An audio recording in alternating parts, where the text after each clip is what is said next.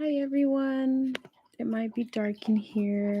My name is Reina Rosales, and my career.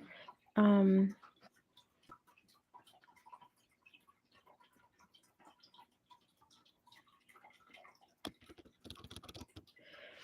um,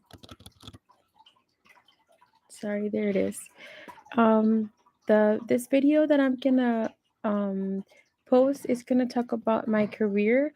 Currently, I just graduated from Texas A&M. I'm a transfer student. I'm coming back to Palo Alto because I would like to pursue my sociology master's. So for that, what I've been working on is reading lit reviews about women and their wages and the wage gap among Hispanic Latina females in comparison to other ethnicities such as African American, Caucasian, and Asian women. And so far in that project, I've read so many secondary resources and articles from the Pew Research, for instance, where Mexican women are the lowest paying um, race. And so I found that to be quite shocking. And so I continued to read in the Pew Research some more about it. And another thing I found there in their research that they completed was that it would take 185 years to a Hispanic or woman of color to be able to earn the same as a Asian woman or a Caucasian woman. And so 185 years is a long time, and that is so scary. So that means that how many generations, are going to live by that will not be getting equal pay, equal wages. And I can certainly say currently where I work at, I'm a caseworker and I have lots and lots of cases, and comparing to other women that are in the company that are Asian or Caucasian, they have other positions, higher management executive positions. And I have seen that even though I have a degree and they don't have a degree, sometimes they're just placed in those positions because of the seniority of time they've been in the company. And I find that also very interesting, and that I did not find anything on research about.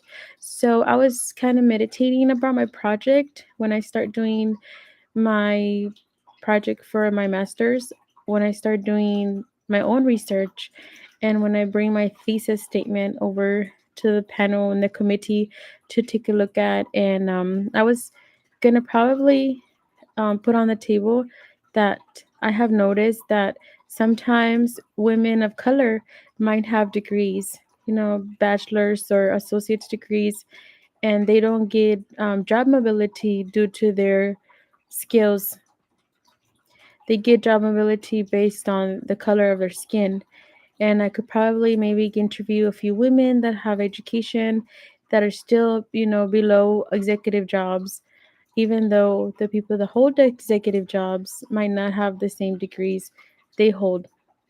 So that's just a little background story about my career path. Once I have my master's degree, I would like to pursue a position at the Alamo colleges, and I would like to teach introduction to sociology, and I would like to teach introduction to research methods. And why it is I would like to teach people those two specific courses is because I found it very difficult when I was at Texas A&M, brand new from Palo Alto. I went over to Texas A&M, and I found very difficult, and that I was lacking a lot of skills and content, like concept, and some of the all this statistic stuff that I now know some of. And so I felt like, man, if only I could make a difference to other students, and how can I help, other women or other young persons, other men, you know, get some background information before they start pursuing their bachelor's, get them better prepared. And that way they can have a better chance of passing their courses and earning a higher GPA and then continuing their education. So then I meditated on that, and I figured, you know what?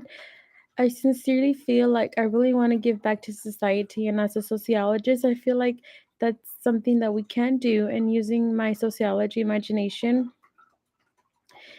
I came to the conclusion that going back to college as a professor would be something that would allow me to give back to the students, and I would be able to relate to the students and help them have a better knowledge of research methods in sociology and have better knowledge in pursuing their masters, and start brainstorming on their research question. Once they get to further courses down the road, they won't be surprised like I was. And honestly, I had to take my course twice in order to pass, and that's going to take time, and it's going to take money. And sometimes students are working two jobs trying to make a living, and they don't have that luxury of retaking the course because they have failed due to ignorance. And so I feel like going back to Palo Alto, thinking about it as a professor one day, being able to provide that education framework and stability for students, so when they get to higher education, they'll be able to have better grades. So that's a little bit about my career paths. I'm sorry if it was kind of long, but it's just been a long day, a long journey for me personally. I've been in college since 2012, and it just it just touches me, and it gives me nostalgia that many people are going through hardships and they want to go back to college to better themselves. And I want to be that professor that allows that individual to move forward and get access to higher education, and be the solution, not the problem. But thank you so much for viewing, and thank you so much, professor, for the skills that I know I don't have many skills in music, but I honestly really did appreciate the class. It was something different.